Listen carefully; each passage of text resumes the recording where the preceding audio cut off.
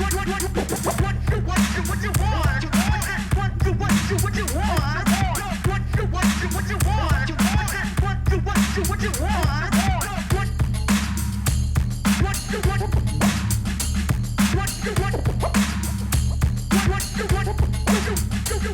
there, welcome to That Dang Dad. My name is Phil, and tonight I want to talk about hedonism. Alternative hedonism, that is. A couple days ago, a book I don't remember ordering from Haymarket showed up on my doorstep. It's called The Politics of Pleasure, and it's an interesting concept. Philosopher Kate Soper begins the book with an essay called Alternative Hedonism, which I'll get into in a sec. And this is followed by several essays written directly in response to her, all varying degrees of critical. And afterwards, there are several more standalone essays from other academics looking at the topic of pleasure from such angles as black motherhood, queer sex, and COVID-19. I think it's a really cool way to construct a book. I'm only a few essays into the book, but one of them introduced me to a really interesting idea, and I wanted to take a detour to think more about it. To set the stage, let me start with a quick rundown of Soper's thoughts in alternative hedonism. She starts from the point of view that human-caused climate change is real, is dangerous, and that it is imperative that humankind work together to prevent climate disaster. One of the big drivers of climate change, in her opinion, is the capitalist consumerist culture that those of us in the imperial core currently participate in. Thus, any climate intervention is going to require big changes to the ways that we work and consume. The real nug of her essay is her frustration that so often discussions about a post-climate catastrophe world paint a picture of people living with less, making do with less, having less access to treats, to variety, to fun. She writes, "Climate scientists and many economists now accept the importance of moving away from fossil fuel dependence over time. Some even agree that affluent societies cannot continue in their current ways, but they do so with regret, with a sense that more austere consumption, though necessary, will be to our disadvantage. Even those who are skeptical about the whole project of green growth and who quarrel with the cost-benefit calculations used in support of it, too often go along with the consumerist definition of the benefits in question. They don't question whether consumption actually benefits us, nor whether, if we consumed differently, the beneficiaries might not only be future generations, but we ourselves. Most politicians and business leaders seem likewise incapable of thinking of the good life other than in terms of consumerist gratification."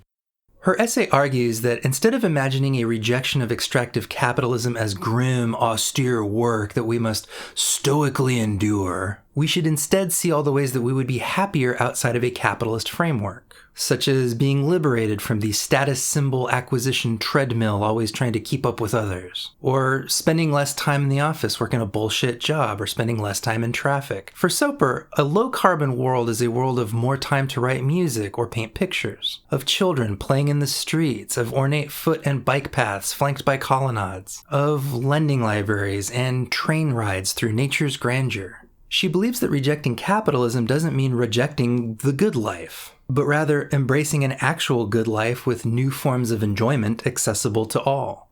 I thought it was pretty interesting, and I'm always attracted to left-wing alternatives to the black pill. I like when people articulate a positive vision. Anyway, one of the responses to Soper's essay is called The Fullness of Desire by Lida Maxwell, a professor of political science, gender, sexuality, and women's studies over at Boston University. In her response, Maxwell starts with the following position. The dominant conception of happiness in the United States is unabashedly acquisitive. It involves marriage, or at least being coupled, probably children, probably home ownership, and definitely easy and ongoing consumption. This idea of bourgeoisie happiness is powerfully connected, as Kate Soper argues, to capitalism, yet it is also connected to patriarchy and to white supremacy. Then she gets into the meat of her critique. I am less convinced than Soper, though, that focusing on changing habits and infrastructures of consumption offers a robust enough idea of either pleasure or political action to address climate change. Part of capitalism's magic, after all, is inoculating a particular experience of desire in us, teaching us that we have an inherent void or lack that must be filled for us to be happy, to experience pleasure. While capitalism tells us that we should try to fill our void with bourgeoisie marriage, work, virtuous sympathy, and endless consumption, Soper tells us we should try to fill our void with crafts, localism, and sharing economies. I agree that we might arrange our lives differently, but her call to simply change our habits of consumption does not go far enough. If we don't challenge the very idea of desire as a void to be filled, we risk advocating a politics that remains principally white, non-feminist, and heteronormative. Only a different vision of desire as fullness, can ground a politics up to task of dismantling the drivers of climate change, patriarchy, and white supremacy. Desire as a lack teaches people that they need particular things: endless consumption, or structures, bourgeoisie marriage, or feelings, heteronormative love, which may never fully arrive to be happy. In contrast, desire as a fullness teaches people that they already have the capacity for pleasure in themselves and in this world, and thus gives critical distance from capitalist heteronormative institutions that had once seemed necessary to happiness. Sorry for the long quote, but do you ever read something and somebody phrases it just the right way and you suddenly have like a philosophy stroke and you just lay back and go, I never thought about that before? I found Maxwell's essay very provocative because if you had asked me prior to reading it what makes you want something, I would have probably answered not having something that I need or like. Like, what else could you want other than something that you don't have? To hear that given a name like desire as lack and implied to be only one of many multiple ways to desire was like, what do you mean? How does that work? Maxwell makes reference to the concept of desire as fullness several times as an alternative to desire as lack. And I'll confess, while I sort of grasped the overall point she was making, I was having a really hard time understanding what specifically desire as fullness meant. Her essay alludes to the things that it can do and enable, but I wasn't really able to wrap my head around it. So I started Googling that term, desire as fullness, just to see who else was talking about it and what they had to say. The earliest reference I found was from an author named James Hans in his book The Fate of Desire, published in 1990. I was able to skim a bunch of it on the Internet Archive, and while some of it's over my head, as near as I can tell, the book is Hans grappling with what he called the decentering of humans. Meaning the ways that we were being forced to recognize that human individuality and human supremacy were not the main drivers of activity in the universe. That we were just slightly more complex animals that are, as he puts it, tossed about on a sea of unknown forces. His introduction grapples with the fact that modern humans were learning that not only were individual character and hard work no guarantee of financial security or even basic employment, but that it was a myth to believe that human beings had full autonomy over their decisions and thought processes in the first place. Race and class determined much of our fate socially and economically, and our conscious mind made far fewer decisions than we would like to believe. And perhaps most disturbing of all, modern humans were forced to confront the fact that we would never arrive at some final grand truth here on Earth. We would never solve life. We would be tossed about on that sea of uncertainty until the day we died, as would our children and their children and so on. What I'm saying is that James Hans is a fucking party animal. Anyway, Hans defines desire as fullness like this. Desire as fullness is nothing more than a delight in what is, in what one can do, in the fact that one is at all.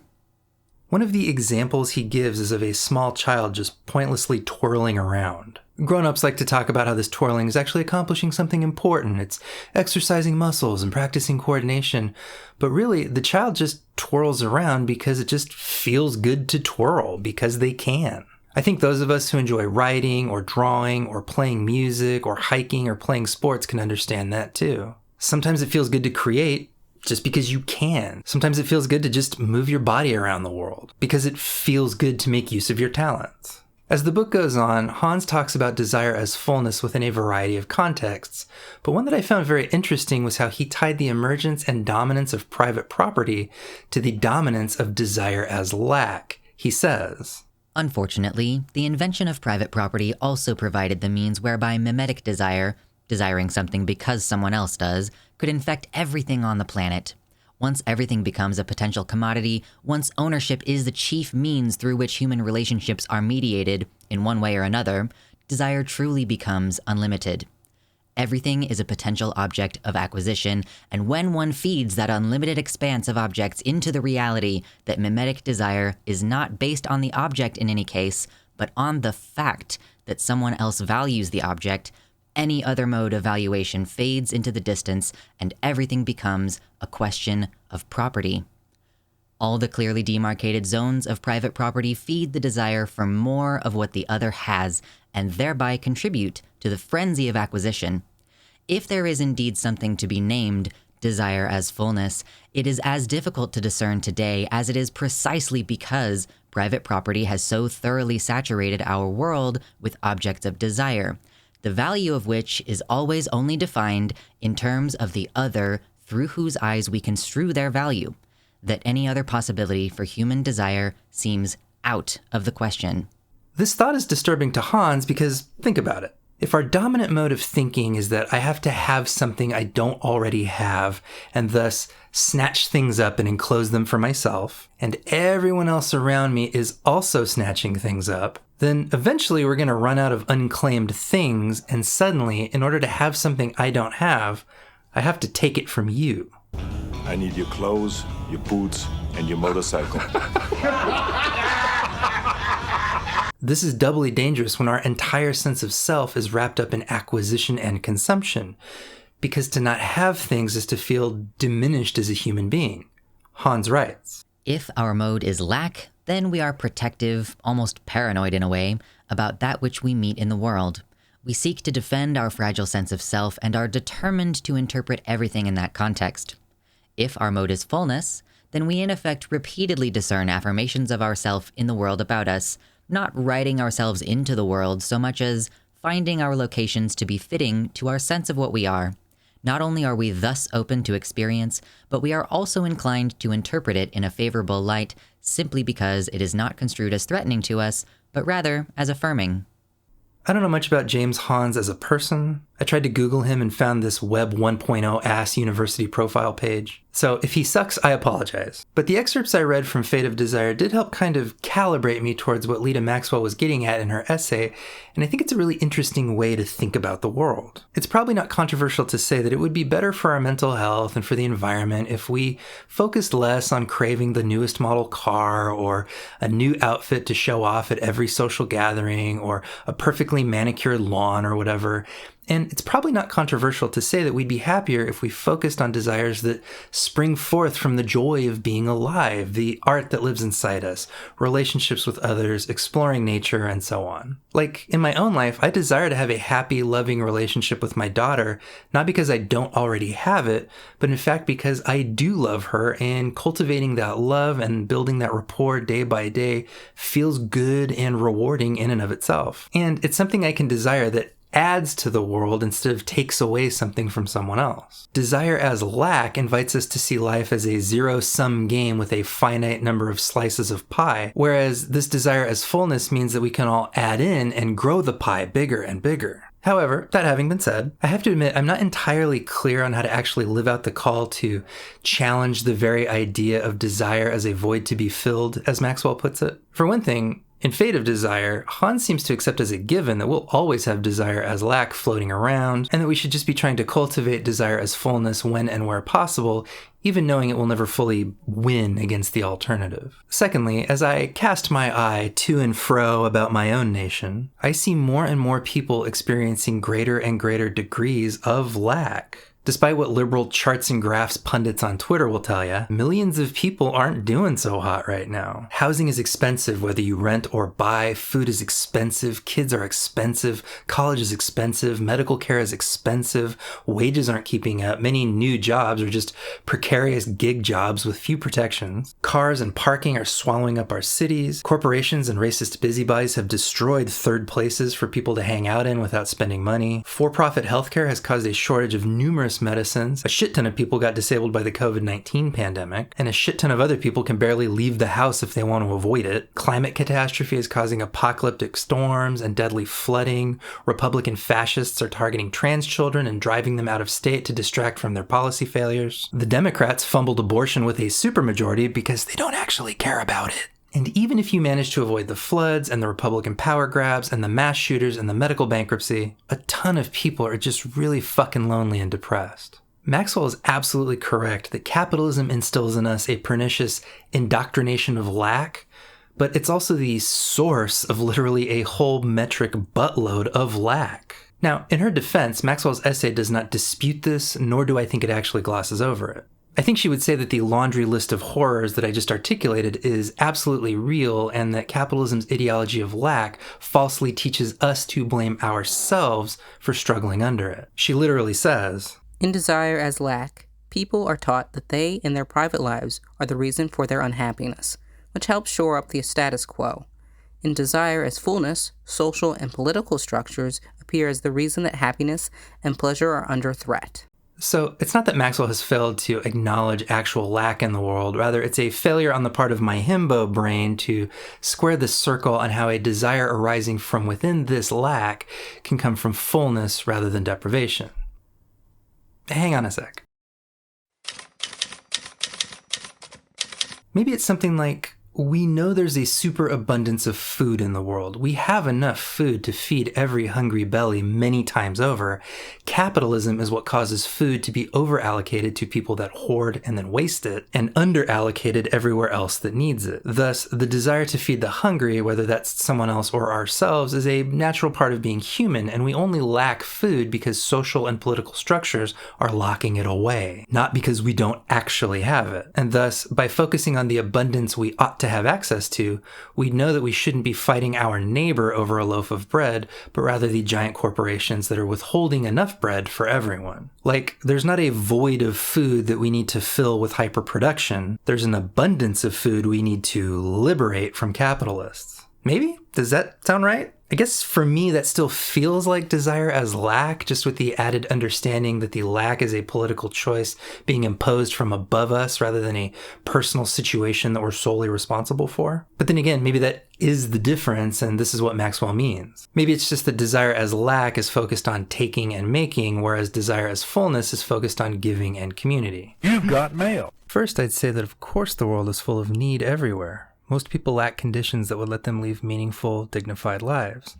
I think that part of what I'm getting at in the BR essay is that we are taught by our society to see that lack as the result of our own failures to properly fill the void within us. Maybe we didn't work hard enough, or maybe we're just shameful people who keep pushing away the right partner or friends, or maybe we simply screwed up that one moment in a job interview that could have changed our lives. In other words, the idea of desire as lack teaches us that the lack is in ourselves. What I'm after with desire as fullness is an experience of desire based on the fullness of self, i.e. that we're already good enough people with the capacity for pleasure and love and meaning. I see queer love, in my book on Rachel Carson that I'm finishing, as one experience that shows people that they are already good and likable and deserving, and that they will not find happiness through the trinkets of capitalism that end up never feeling like enough anyway, but through worldly conditions. For Carson, a vibrant natural world, but we could also say good housing, good mass transit, a basic income, etc., that allow you the place and time to experience meaningful relationships with yourself and other people. Concrete experiences of desire as fullness help to teach us, I think,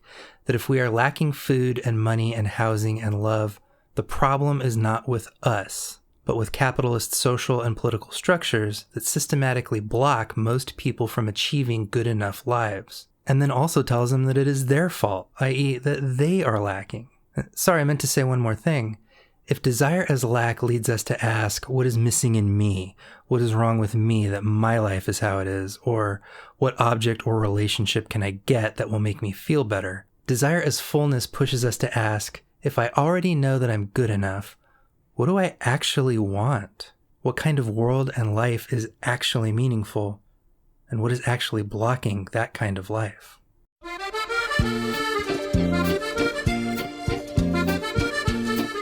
Anyway, I wanted to talk about this tonight because, for one, it introduced thoughts to me that I hadn't thunk before, and I thought maybe some of you would also find new thoughts to think in here. But I also wanted to talk about it because this feels like the rare leftist debate that is, in wrestling parlance, face versus face. A positive vision versus another positive vision. Kate Soper looks at the fruits of extractive capitalism and says, not only can we fix this, we won't be giving up half as many comforts as we'll be gaining. The revolution will be joyful. That is such a refreshing alternative to the doomerist hangdog leftism that I find myself wallowing around in sometimes. Then, Lida Maxwell fires back with a critique that doesn't argue, no, we actually have to be bummed out to fix the planet, but rather suggests that Soper doesn't go far enough in unlocking this model of desire that is additive, that is generous, that is optimistic, that is open and loving. If I may be ruthlessly reductive, for me, this debate boiled down to we can have the lives we want versus we can want better lives. And it's such an interesting possibility space that Soper, Maxwell, and others in the book are playing in. Capitalist realism really constrains our imagination a lot of the time, and we can only picture slight variations on the world as it is today. Healthcare could be subsidized, food prices could go down, housing vouchers could be provided, a basic income could be distributed. Soper and Maxwell are operating in a space beyond that, articulating a vision of a new way of living where people get the things they need to survive and thrive completely outside of some